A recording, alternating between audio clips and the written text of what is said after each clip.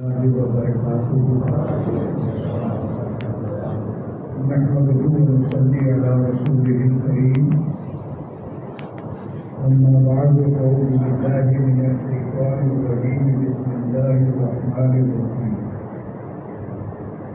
قال الله تبارك وتعالى في القرآن المجيد والفرقان الحميد: لقد كان لكم في رسول الله أسوة حسنة. صدق الله العظيم وصدق رسوله النبي الأمين الكريم، ونحن على ذلك لمن الشاهدين والشاكرين، والحمد لله رب العالمين.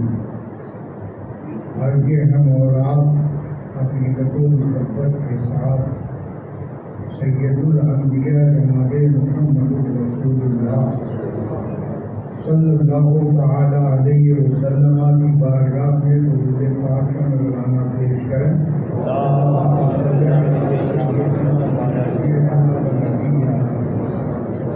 مولانا محمد معدن الدین والکرم علیہ بارک وسلم. صلاۃ و سلام علیک یا رسول اللہ. حضرات، آپ کے مسجد کے پیش امام حضرت مولانا حافظ قاری شبیر احمد صاحب نے حکم دیا کہ کچھ دیر اللہ اس کے رسول کا ذکر ہو جائے. بڑی سعادت کی بات ہے، میری خوش نصیبی ہے کہ آپ حضرات کے سامنے اور ایک مقدس ولی کا آستانہ ہے جن کی نگاہیں ہم ان کی بارگاہ میں خراج عقیدت پیش کرنے کا موقع ملا. پروردگار عالم مولانا شبیر صاحب کی عمر میں برکت عطا فرمائے اور ان کا سایہ ہمارے آپ کے سروں پر دائر قائم و دائم رکھے. میں چند نصیحت کی باتیں پیش کر رہا ہوں. آپ دعا فرمائیں کہ اللہ تعالی ہم کو اور آپ کو سب کو عمل کرنے کی توفیق عطا فرمائے. مذہب اسلام ایک مکمل مذہب ہے جس میں کوئی کمی نہیں، اور اس کے ماننے والوں نے، عمل کرنے والوں نے جو کارنامے انجام دیے ہیں وہ قیامت تک اس کی مثال نہیں ہو سکتی. ہمارے پاس سب کچھ ہے، کوئی کمی نہیں ہے. کمی جو ہے وہ یہ ہے کہ ایمان کمزور ہے، عقیدہ کمزور ہے، توکل ہمارا ہے. اگر یہ چیزیں ہمارے اندر پیدا ہو جائیں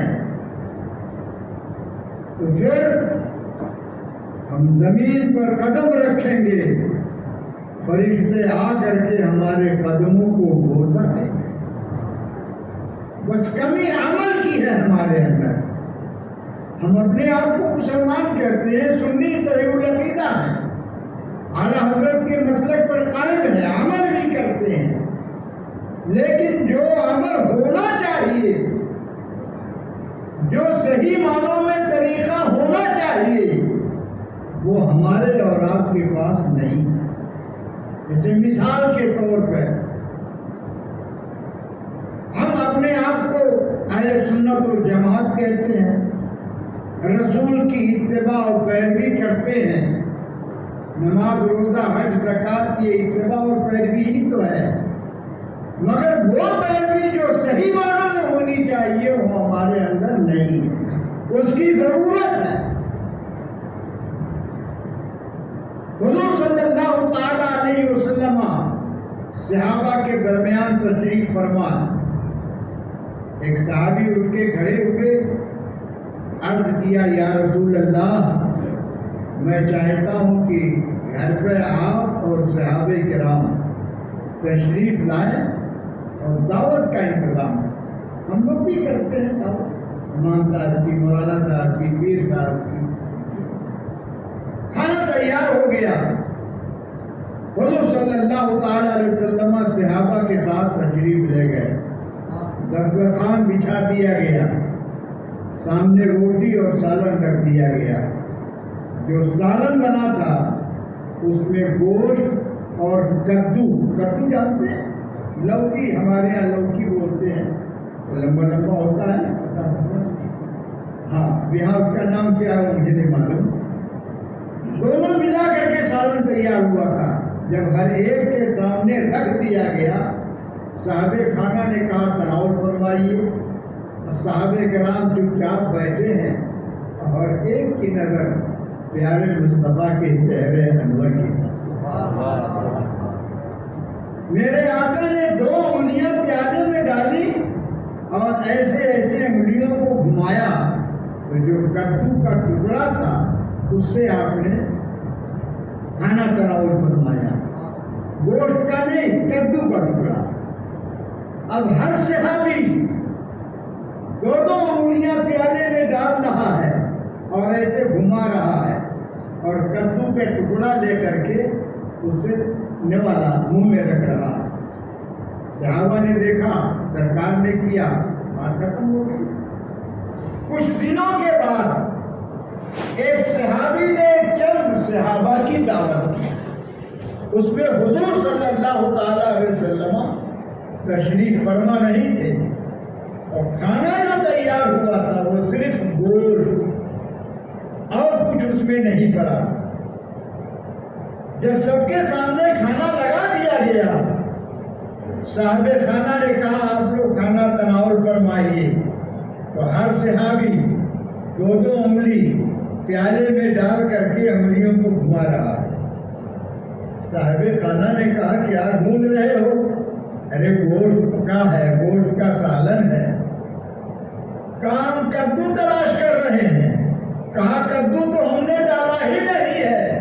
کہا ہماری آنکھیں بھی دیکھ رہی ہیں کہ کدو نہیں ہے، لیکن انگلیاں اس لیے گھما رہے ہیں کہ سرکار کی اتباع کا ثواب مل جائے۔ دیکھ رہے ہیں گوشت ہے، کدو نہیں ہے، لیکن مصطفیٰ نے انگلیاں گھما کر کے کدو تلاش کے کھایا تھا۔ صحابہ نے کہا کدو تو نہیں ملے گا، لیکن پیارے مصطفیٰ کی اتباع کا ثواب مل جائے گا۔ انگلیاں اس لیے گھما رہے۔ حضرت عبداللہ ابن عمر بہت جلیل القدر صحابی ہے، بہت پائے کے صحابی ہے، بڑا اعلیٰ مقام ہے۔ تشریف لے جا رہے تھے، اونٹنی پہ سوار تھے۔ آج جو درخت لگے ہیں چھوٹے ہیں، کل بڑے ہوں گے، پرسوں اور بڑے ہوں گے، سال بھر کے بعد اور بڑے ہو جائیں گے۔ تو راستے کے دونوں طرف ببول کے جھاڑ، ببول کو کیا بولتے ہیں یہاں پہ؟ جو کانٹے والا ہوتا ہے نا، ہمارے یہاں تو ببول بولتے ہیں اس کو۔ دونوں طرف جھاڑ لگے ہوئے تھے۔ حضرت عبداللہ ابن عمر رضی اللہ تعالی عنہ اکیلے تشریف لے جا رہے ہیں۔ جب اس درخت کے نیچے سے گزر گئے تو اونٹنی کی نکیل کھینچ لیا، اونٹنی کو گھمایا اور پھر اسی کے نیچے سے گزرے۔ پھر اس کے بعد دوسری مرتبہ اونٹنی کو گھمایا اور پھر اسی درخت کے جھاڑ کے نیچے سے گزر گئے۔ پھر اونٹنی کو گھمایا اور تیسری مرتبہ جب اس کے نیچے سے گزرنے لگے تو اونٹنی کی پیٹھ پر کھڑے ہو گئے۔ جب کھڑے ہو گئے تو جو کندھے پہ چادر پڑی تھی وہ ببول کے کانٹوں میں الجھ گئی۔ جو کانٹے دار درخت تھا اس پہ چادر کو الجھا دیا، اونٹنی کی لگام کھینچی، اس کے بعد کانٹوں کو چادر سے الگ کیا، الگ کرنے کے بعد جانے لگے۔ ایک آدمی دور سے دیکھ رہا تھا، وہ سوچنے لگا کہ لوگ راستہ چلتے ہیں تو کانٹوں سے بچ کے چلتے، اور یہ آدمی 3 مرتبہ اس راستے سے گزرا، صحیح سلامت چلا جانا چاہیے، لیکن آخر مرتبہ یہ اونٹنی کی پیٹھ پہ کھڑا ہو گیا۔ جب اس کے کمبل کو کانٹوں نے جکڑ لیا اس کے بعد یہ چھڑاتا ہے، چھڑا کر کے جاتا ہے۔ راز کیا ہے اس میں؟ وہ دوڑا ہوا آیا، اونٹ کی نکیل کو تھام لیا اور کہا اے شخص تو راز بتا دے، صحیح سلامت گزر گیا، نکل جانا چاہیے تھا، لیکن جب تک تیری چادر کانٹوں میں نہیں الجھی تو بار بار اونٹنی گھما کر کے اس راستے سے گزر رہا، معاملہ کیا ہے؟ اتنا سننا تھا۔ حضرت عبداللہ ابن عمر رضی اللہ تعالیٰ عنہ کے آنکھوں میں آنسو بہ رہے تھے، کہنے لگے بھائی تم صحیح کہتے ہو، کانٹوں سے بچ کے چلتے ہیں، مجھے نکل جانا چاہیے، لیکن ایک مرتبہ اپنے آقا مولا حضور سید عالم صلی اللہ تعالیٰ علیہ وسلم کے ساتھ اسی راستے سے ہمارا گزر، جب میرے آقا کی اونٹنی اس جھاڑ کے نیچے پہنچی تو ببول کے کانٹوں نے کمر کو جکڑ لیا، میرے آقا نے اونٹنی کو روکا اور چادر کو کانٹوں سے الگ کیا، اس کے بعد تشریف لے گئے۔ آج جب میری اونٹنی اس راستے سے گزرنے لگی تو میری اونٹنی کو کانٹوں نے نہیں پکڑا، اس لیے بار بار گھما رہا تھا کہ میری چادر کو بھی کانٹے پکڑ لیں اور میں چھوڑا کر کے جاؤں تاکہ مصطفیٰ کی اتباع کا ثواب مل جائے۔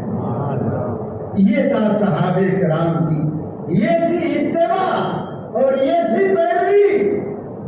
کون سا راز ہے اس میں؟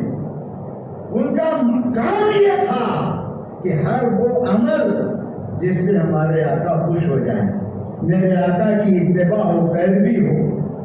آج ہم اور آپ اپنے آپ کو مسلمان کہتے ہیں، لیکن ہمارے گھروں میں اسلام نہیں ہے، اسلامی قوانین نہیں ہے، قسم قسم کے کھیل کودنے کے طریقے ہیں۔ مگر صحابہ کرام کی زندگی کو آپ ذرا ملاحظہ فرمائیں کہ کس طرح سے انہوں نے زندگی گزاری کہ فرشتے ان کا قدم چومتے تھے۔ درود پڑھو، عرض کرو اللہم صلی علی سیدنا و مولانا محمد مادن الجود والکرم والیہ بارک وسلم، صلاۃ السلام علیک یا رسول اللہ۔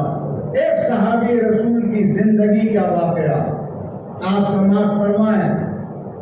سعید بن عامر حمص کے گورنر کی کیا پوزیشن ہوتی ہے؟ جو صوبے کا سب سے بڑا پاورفل افسر ہوتا ہے، اس کے ماتحت سارے افسران ہوتے ہیں، چاہے منسٹر ہو، چاہے چیف منسٹر ہو، چاہے کمشنر ہو، چاہے کلکٹر ہو، کوئی بھی ہو، اور گورنر تو گورنر ہوتا ہے۔ حضرت فاروق اعظم رضی اللہ تعالیٰ عنہ نے سعید بن عامر کو حمص کا گورنر بنایا۔ آپ بننا نہیں چاہتے تھے۔ آج ایک سپاہی کی بھرتی ہو تو 10,000 روپیہ رشوت دینا پڑتا ہے، ایک وہ دور تھا۔ گورنر ہے۔ کچھ دنوں کے بعد حمص کا ایک قافلہ آیا، ایک وفد آیا مدینے میں امیر المومنین کی بارگاہ میں، خبر دی۔ فاروق اعظم نے کہا کون؟ کہا حضور حمص سے لوگ آئے ہوئے ہیں، ایک وقت آیا ہوا ہے، ملنا چاہتے۔ ملاقات ہوئی، آپ نے پہلا سوال کیا تمہارا گورنر کیسا ہے؟ لوگوں نے کہا حضور اس سے بہتر کوئی آدمی نہیں ہو سکتا، بہت بہترین ہمارا گورنر ہے۔ کہا اچھا، سبحان اللہ، آپ کو بلند کیا آسمان کی طرف، پروردگار عالم میں نے جسے گورنر بنایا ہے، سب لوگ اس کی تعریف کر رہے ہیں، قیامت کے دن مجھے اس کی طرف سے جواب نہیں دینا ہوگا۔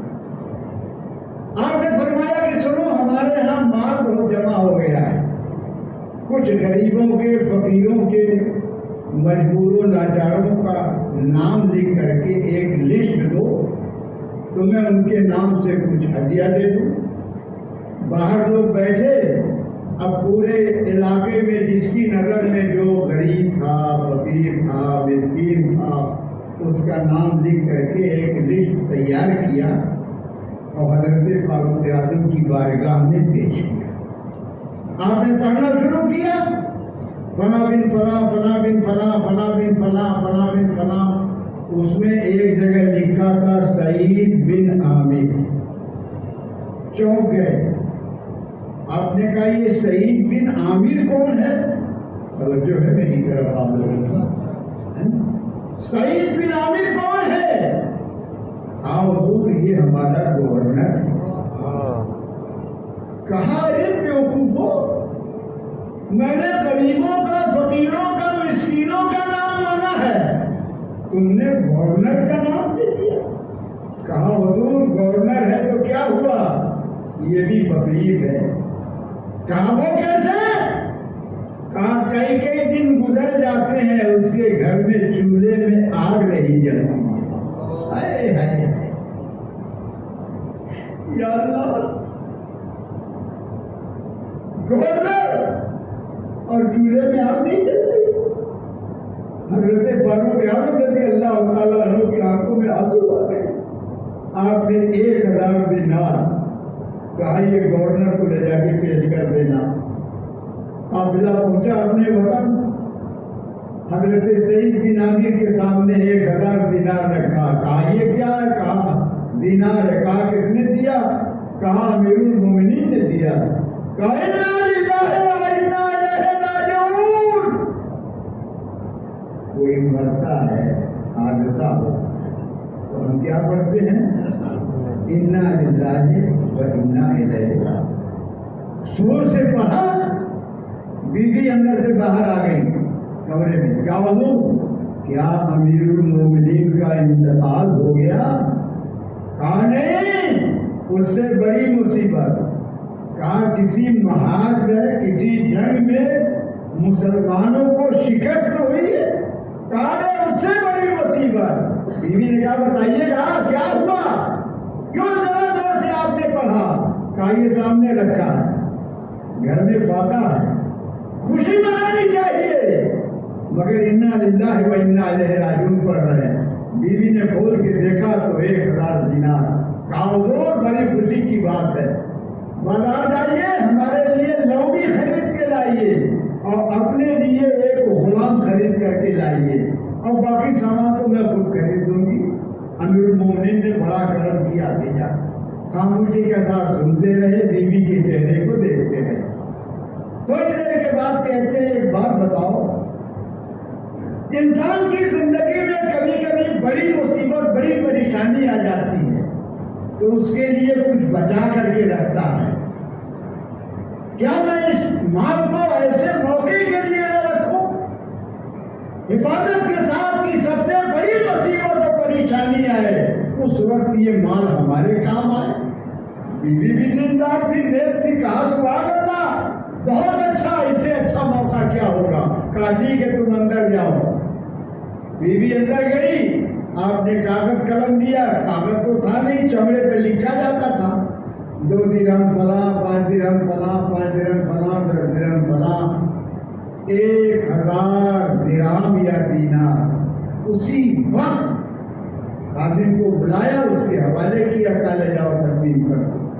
1 درہم 1 دینار بھی اپنے لیے نہیں رکھا. بیوی لوٹ کے آئی. کیا ہوا؟ کہا میں نے خدا کے خزانے میں جمع کر دیا ہے، جب ساری دنیا مصیبت میں پڑے گی اس وقت یہ دینار ہمارے اور تمہارے کام آئے گا. حضرت امیر المومنین فاروق اعظم رضی اللہ تعالیٰ عنہ، لوگوں نے دعوت دی کہ یہاں کی قوم آپ کی زیارت کرنا چاہتی ہے. فاروق اعظم رضی اللہ تعالیٰ عنہ حمد تشریف لے گئے. جب وہاں گئے، آج کوئی ہیلی کاپٹر اترتا ہے، کوئی منظری آتا ہے تو ہزاروں لاکھوں کا مجمع ہو جاتا ہے. وہ تو امیر المومنین تھے، زمین و آسمان کے بادشاہ تھے، مالک و مختار تھے، اور ایسے مالک و مختار سبحان اللہ نور کے سورج کی طرف دیکھ لیا تو قیامت آ گئی. اللہ تعالیٰ نے اس کی روشنی چھین لی سورج کی. موقع نہیں ہے کہ تفصیل میں جاؤں، انشاءاللہ کبھی بیان کروں گا. خداوند فاروق اعظم گئے، چاروں طرف سے لوگوں نے گھیر لیا. آپ نے کہا پہلے یہ بتاؤ جو تمہارا گورنر ہے اس سے کوئی شکایت تو نہیں؟ لوگ کھڑے ہو گئے اٹھ کے، کہا حضور 4 شکایتیں ہیں، آپ کے گورنر کی 4 شکایتیں۔ آپ نے کہا بلاؤ سعید بن عامر کو۔ کمرے میں بیٹھے ہوئے تھے، باہر نکلے، امیر المومنین نے کہا سامنے بیٹھو، یہ کون تمہاری شکایت لے کے بیٹھی ہے؟ آپ نے کہا حضور کیا غلطی ہو گئی؟ کہا ابھی جی سے پوچھتا ہوں۔ آپ نے فرمایا کیا غلطی کیا انہوں نے، کیا شکایت ہے بولو؟ کہا حضور پہلی شکایت یہ ہے کہ صبح کے وقت یہ بہت دیر میں گھر سے نکلتے، دروازے پر ہجوم رہتا ہے، یہ اندر پڑے رہتے، کافی دیر ہو جاتی ہے تب یہ باہر نکلتے ہیں۔ تو آپ نے فرمایا کیوں بھائی اتنی دیر کیوں کرتے ہو؟ تو آپ نے عرض کیا حضور میں اٹھتا ہوں بہت جلدی، نماز فجر سے پہلے اٹھ جاتا ہوں، آٹا گوندھ کے رکھ دیتا ہوں، اس کے بعد نماز پڑھتا ہوں، نماز پڑھنے کے بعد روٹی پکاتا ہوں، اس کے بعد میں ناشتہ کر کے باہر نکلتا ہوں تو کچھ ٹائم لگ جاتا ہے۔ گورنر اپنے ہاتھ سے روٹی پکایا، آپ نے فرمایا سبحان اللہ کوئی بات نہیں۔ دوسری شکایت، کہا تو دوسری شکایت یہ ہے کہ رات میں کبھی بھی ہم نے ان کو باہر نہیں دیکھا ہے، لوگ آتے ہیں، آوازیں دیتے ہیں، بلاتے ہیں، پکارتے ہیں، نہ یہ جواب دیتے ہیں نہ گھر سے باہر نکلتے ہیں۔ آپ نے فرمایا کیوں بھائی سعید بن عامر ایسا کیوں کرتے ہو؟ کبھی بھی کسی کو کوئی ضرورت پڑ سکتی ہے۔ کہا حضور آپ پوچھ رہے ہیں تو میں بتا رہا ہوں ورنہ بتاتا نہیں۔ آپ نے مجھے گورنر بنایا ہے، میں بننا نہیں چاہتا تھا، لیکن جب آپ نے بنا ہی دیا تو میں نے اپنے وقت کو 2 حصوں میں بانٹ دیا ہے، اپنے وقت کو 2 حصوں میں بانٹ دیا ہے۔ دن قوم کے لیے ہے، رات خدا کے لیے، اپنے خدا کے لیے میں نے رکھا ہے رات، اس لیے میں رات میں کوئی جواب نہیں دیتا۔ آپ 2 شکایتیں ہو گئی، تیسری شکایت کیا ہے؟ اور تیسری شکایت یہ ہے کہ مہینے میں 1 دن یہ گھر سے باہر نہیں نکلتے، پوری رات پورا دن یہ گھر ہی میں رہتے ہیں، باہر نہیں نکلتے ہیں، چاہے کوئی ضرورت ہو، کوئی مطلب ہو، کچھ بھی نہیں، یہ 1 دن چھٹی منا لیتے ہیں۔ حضرت امیر المومنین فاروق اعظم نے فرمایا کہ بھائی یہ تم نے چھٹی کا دن کب سے منانا شروع کر دیا؟ کہا حضور چھٹی نہیں مناتا ہوں اور بتانا بھی نہیں چاہتا ہوں، لیکن جب آپ نے پوچھ ہی دیا ہے تو میں بتا دیتا ہوں۔ حضور میرے پاس صرف 1 کپڑا ہے، صرف 1 کپڑا ہے، مہینے میں 1 دن اس کپڑے کو اتارتا ہوں، دھوتا ہوں، کپڑا موٹا ہے، سوکھنے میں ٹائم لگ جاتا ہے، پورا دن لگ جاتا ہے، جب کپڑا سوکھ جاتا ہے تو غسل کر کے اس کپڑے کو پہنتا ہوں، اس لیے میں مہینے میں 1 دن گھر سے باہر نہیں نکلتا۔ گورنر ہے کپڑوں کا، ہمارے آپ کے کپڑے کتنے ہیں ہم نہیں بتا سکتے، لیکن وہ اسلام کا سچا ہو جائے۔ 3 شکایتیں ہو گئی، کہا 4تھی شکایت کیا ہے؟ کہا وہ 4تھی شکایت یہ ہے کہ یہ کبھی کبھی پاگل ہو جاتے ہیں، دیوانہ ہو جاتے ہیں، کبھی کبھی ایسی حرکتیں کرتے ہیں کہ سمجھ میں نہیں آتا۔ تو آپ نے فرمایا جو سعید بن عامر تم پاگل ہو جاتے ہو، اس کا علاج کیوں نہیں کراتے ہو؟ کہا حضور اس کا علاج نہیں ہے۔ کہا علاج نہیں ہے، آخر وجہ کیا ہے؟ پاگل ہونے کی وجہ کیا ہے؟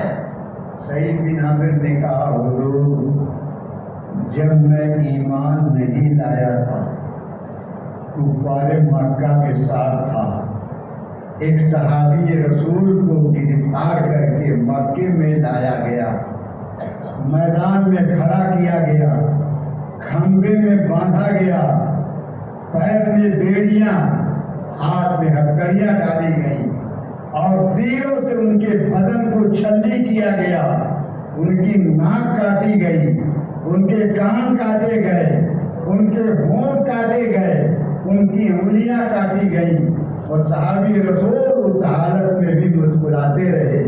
ہم تماشا دیکھ رہے تھے تو مجھے خیال آتا ہے کہ قیامت کے دن پروردگار اعظم پوچھے گا کہ سعید بن عامر، میرے محبوب کے صحابی کو اتنی تکلیفیں دی گئی اور تم کھڑے ہو کے دیکھتے رہے، تم نے کوئی مدد نہیں کیا؟ تو کہا جب اس بات کا خیال آتا ہے تو میں پاگل ہو جاتا ہوں کہ اپنے رب کو کیا جواب دوں گا۔ حضرت فاروق اعظم رضی اللہ تعالیٰ عنہ نے ارشاد فرمایا، تم سے کوئی مواخذہ، کوئی سوال نہیں ہوگا۔ اس وقت تم کفر کی حالت میں تھے، مشرک تھے، اب تم مسلمان ہو، صاحب ایمان ہو، تمہاری ساری خطائیں معاف ہو گئی ہیں۔ تو میرے دوستوں بزرگوں، یہ تھے گورنر حضرت سعید بن عامر رضی اللہ تعالیٰ عنہ۔ پروردگار اعظم ہم کو، آپ کو، سب کو ان کے نقش قدم پر چلنے کی توفیق عطا فرمائے اور ان کے صدقے میں ہم سب کو کامیابی و کامرانی عطا فرمائے، ایمان پر قائم رکھے، ایمان پر خاتمہ نصیب فرمائے۔ وآخر دعوانا ان الحمدللہ رب العالمین بحق لا الہ الا اللہ محمد۔ ہم سب کو حضور کا سچا عاشق بنائے اور ہماری نسل کو بھی صحابہ کرام کی نقش قدم پر عمل کرنے والا بنائے، اسی پر ہم سب کا خاتمہ فرمائے۔ اللہ تعالیٰ حضرت کا سایہ ہم سب پر قائم و دائم رکھے، حضرت کی علم و عمل عمر میں خوب برکت عطا فرمائے۔ کھڑے ہو کر سب لوگ